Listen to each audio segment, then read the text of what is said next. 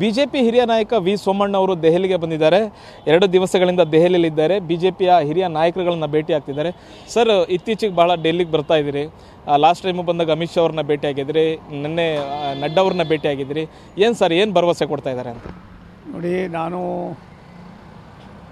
ವರಿಷ್ಠ ಹೇಳಿದ ಮೇಲೆ ಸೋತಾದ ಸಂದರ್ಭದಲ್ಲಿ ಒಂದು ಹೈಕಮಾಂಡು ಇಷ್ಟೊಂದು ಸೀರಿಯಸ್ ಆಗಿ ತೊಗೊಳ್ತಾರೆ ಅನ್ನುವ ಸಂತೋಷ ನನಗಾದರೂ ಇದೆ.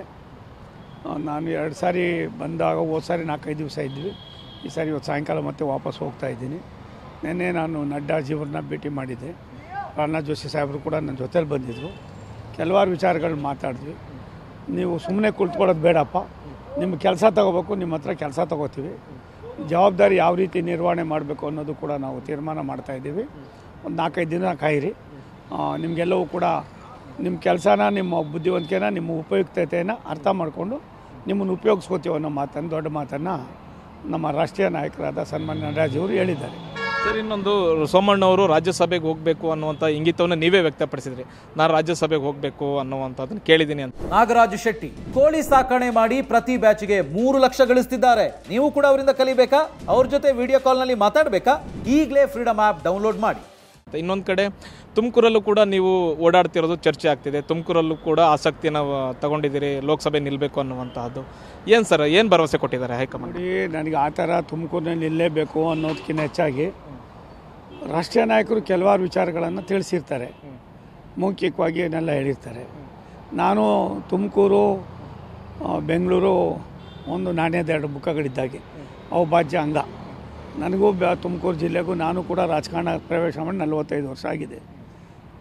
ದಿವಂಗತ JH ಪಟೇಲ್ರ ಕಾಲದಲ್ಲಿ, ಮನೆ ದೇವೇಗೌಡರ ಕಾಲದಲ್ಲಿ, ಬೊಮ್ಮಾಯಿಯವ್ರ ಕಾಲದಲ್ಲಿ, ಮತ್ತು ಇನ್ನೇ ನಾನು ವಿದ್ಯಾರ್ಥಿ ಮುಖಂಡನಾಗಿದ್ದಾಗ ದೇವರಾಜ ಅರಸು, ಗುಂಡ್ರಾಯರಿಂದ ಹಿಡಿದು ರಾಮಕೃಷ್ಣ ಹೆಗಡೆ ಅವರ ಆದಿಯಾಗಿ ನಾನು ಅನೇಕ ಮುಖ್ಯಮಂತ್ರಿಗಳ ಜೊತೆಯಲ್ಲಿ ನಿಕಟವಾದ ಒಂದು ಸಂಪರ್ಕವನ್ನು ಉಳ್ಳವನಾಗಿದ್ದೆ. ತುಮಕೂರು ಜಿಲ್ಲೆ ಪರಮ ಪೂಜ್ಯ ಸಿದ್ಧಗಂಗೆ ನಡೆದಾಡುವ ದೇವರ ಆಶೀರ್ವಾದದಿಂದ ಸಾಕಷ್ಟು ನಾನು ಅಲ್ಲಿ ತೊಡಗಿಸ್ಕೊಳ್ಳೋಕೆ ಅವಕಾಶ ಆಗಿತ್ತು. ಅದೇ ರೀತಿ ಆದಿಚುಂಚನಗಿರಿ ಮಹಾಸ್ವಾಮಿಗಳು, ಬಾಲಗಂಗಾಧರ ಸ್ವಾಮೀಜಿಯವರು ಕೂಡ ನನ್ನನ್ನು ತುಂಬ ಹತ್ತಿರದಿಂದ ಆಶೀರ್ವಾದ ಮಾಡಿರ್ತಕ್ಕಂಥ ಒಂದು ಪವಿತ್ರವಾದ ಕೆಲಸವನ್ನು ಪುಣ್ಯಾತ್ಮರು ಮಾಡಿದ್ದಾರೆ. ಆಗಿರೋದ್ರಿಂದ ವಿಧಿ ನಿಯಮ, ಪ್ರಕೃತಿ ನಿಯಮ ಅದು ಯಾವ ರೀತಿ ಆಗ್ತದೆ ಅನ್ನೋ ಗೊತ್ತಿಲ್ಲ. ನಾನು ಸೋತಿದ್ದೀನಿ, ಮತ್ತು ಸುಮ್ಮನೆ ಕುಳಿತುಕೊಳ್ಳೋನಲ್ಲ, ಎಲ್ಲೋ ಒಂದು ಕಡೆ ಜನರ ಜೊತೆಯಲ್ಲಿ ಇರಬೇಕು ಅನ್ನೋ ಒಂದು ಆಸೆಯನ್ನು ಮತ್ತು ಸಂಕಲ್ಪವನ್ನು ಮಾಡಿದ್ದೇನೆ. ಅದ್ರ ಮೇಲೆ ಪ್ರತಿಫಲನ ದೇವರು ಯಾವ ರೀತಿ ಕೊಡ್ತಾರೆ ನೋಡ್ತೀನಿ. ಸೋಮಣ್ಣವರು ಸುಮ್ಮನೆ ಕೂತ್ಕೊಳ್ಳೋ ಮನಸ್ಥಿತಿನೂ ಕೂಡ ಅಲ್ಲ. ಒಂದು ವೇಳೆ ಹೈಕಮಾಂಡ್ ನಾಯಕರು ತುಮಕೂರಿಂದ ನೀವು ಸ್ಪರ್ಧೆ ಮಾಡಬೇಕು, ನಾವು ಗೆದ್ಕೊಂಡು ಬರೋ ಸಾಧ್ಯತೆ ಇರುತ್ತೆ ಅಂತಂದರೆ ನೀವು ಸ್ಪರ್ಧೆ ಮಾಡ್ತೀರಾ? ನಾನು ಮೊದಲನೇ ಆದ್ಯತೆ ರಾಜ್ಯಸಭೆ ಕೇಳಿದ್ದೀನಿ. 3-4 ದಿವಸದಲ್ಲಿ ಬಗೆಹರಿತದೆ. ಅದಾದಮೇಲೆ ವರಿಷ್ಠ ಏನು ಹೇಳ್ತಾರೋ ಅದನ್ನು ವರಿಷ್ಠ ತೀರ್ಮಾನಕ್ಕೆ ಬದ್ಧಾಗಿರ್ತೀನಿ. ಮತ್ತು ನೀವೇನು ತುಮಕೂರಲ್ಲಿ ಸ್ಪರ್ಧೆ ಮಾಡ್ತೀನಿ ಅಂತ ಬಹಿರಂಗವಾಗಿ ಎಲ್ಲೂ ಹೇಳ್ಕೊಂಡಿಲ್ಲ. ಆದರೆ ನೀವು ತುಮಕೂರಲ್ಲಿ ಓಡಾಡ್ತಿರೋದಕ್ಕೆ ಕೆಲವು BJP ನಾಯಕರುಗಳೇ ಒಂದಷ್ಟು ಅಸಮಾಧಾನ ವ್ಯಕ್ತಪಡಿಸಿರೋದು ನೋಡಿರ್ಬೋದು. ಮಾಧುಸ್ವಾಮಿ ಅವರಾಗಿರ್ಬೋದು, ದಿಲೀಪ್ ಅವರು ಒಂದಷ್ಟು ಬೇರೆ ಥರದ ಮಾತುಗಳನ್ನ ಆಡಿದ್ದಾರೆ. ಇದಕ್ಕೆ ಏನು ಹೇಳ್ತೀವಿ? ಅವ್ರಿಗೆ ಒಳ್ಳೆಯದಾಗಲಿ. ಅಂದರೆ ಇಲ್ಲೇನೋ ಬಂದು ನಿಂತುಬಿಡ್ತಾರೆ ಅನ್ನುವಂಥದ್ದು, ಅವರು ಆಕಾಂಕ್ಷಿಗಳಿದ್ದಾರೆ ಅನ್ನುವಂಥದ್ದು. ನಾನು ಪಕ್ಷದ ಸಂದೇಶವನ್ನು ಯಾವ ರೀತಿ ಕಾಪಾಡಬೇಕು ಅನ್ನೋದು ನನಗೂ ಕೂಡ ಪರಿಜ್ಞಾನ ಇದೆ. ಇನ್ನೊಬ್ಬರ ಬಗ್ಗೆ ಮಾತನಾಡಿದ್ರು ಅದು ಇದು ಅಂತ ಹೋಗಿ ಅದನ್ನು ಚರ್ಚಾ ವಿಷಯ ಮಾಡ್ಕೊಳ್ಳೋಕೆ ನಾನು ತಯಾರಾಗಿಲ್ಲ. ಅವ್ರು ಯಾರ್ಯಾರು ಪುಣ್ಯಾತ್ಮರು ಮಾತಾಡಿದ್ದಾರೆ ಅವ್ರಿಗೆಲ್ಲ ಒಳ್ಳೆಯದಾಗಲಿ. ಮತ್ತಿನ್ನೊಂದು ಹೈಕಮಾಂಡ್ ಭರವಸೆ ಕೊಡ್ತಾ ಇದೆ ಅಂತದ್ದು ಅಂದರೆ ಚುನಾವಣೆ ಮುಗಿದ ನಂತರ ನೀವು ದೆಹಲಿಗೆ ಇದು 2ನೇ ಬಾರಿ ಬರ್ತಾ ಇದ್ದೀರಿ. ಹೈಕಮಾಂಡ್ ಮನಸ್ಥಿತಿ ಹೇಗಿದೆ, ನಿಮ್ಮನ್ನು ಹೇಗೆ ನೋಡ್ತಾ ಇದ್ದಾರೆ ಅಂತ?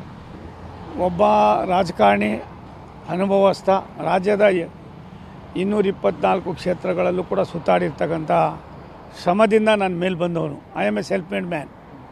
ಬೆಳಗ್ಗೆ ಎದ್ದರೆ ಸಂಜೆವರೆಗೂ ಕೂಡ ಕಾಯಕ ಮಾಡಿ ಬದುಕ್ತಕ್ಕಂಥ ಕೆಲಸವನ್ನು ರೂಢಿಸ್ಕೊಂಡಿರ್ತಕ್ಕಂಥವನು. ನನಗೆ ವರಿಷ್ಠ ಏನು ಹೇಳಿದ್ರು ಅದನ್ನು ಮಾಡಿದ್ವಿ. ಒಂದೊಂದು ಸಾರಿ ತದ್ವಿರುದ್ಧ ಆದಾಗ ಹೈಕಮಾಂಡು ಕೂಡ ಒಬ್ಬ ಕೆಲಸಗಾರನ್ನು ನಾವು ಕಳ್ಕೊಳ್ಳೋದು ಬೇಡ ಅನ್ನೋ ತೀರ್ಮಾನದಲ್ಲಿ ನನ್ನ ನೋಡಿದ್ದಾರೆ. ನನಗಂತೂ ಸಮಾಧಾನ ಇದೆ. ಅವ್ರು ಏನು ಕೆಲಸ ಕೊಡ್ತಾರೋ ಅದು ಮಾಡ್ತಿದ್ವಿ. Thank you sir.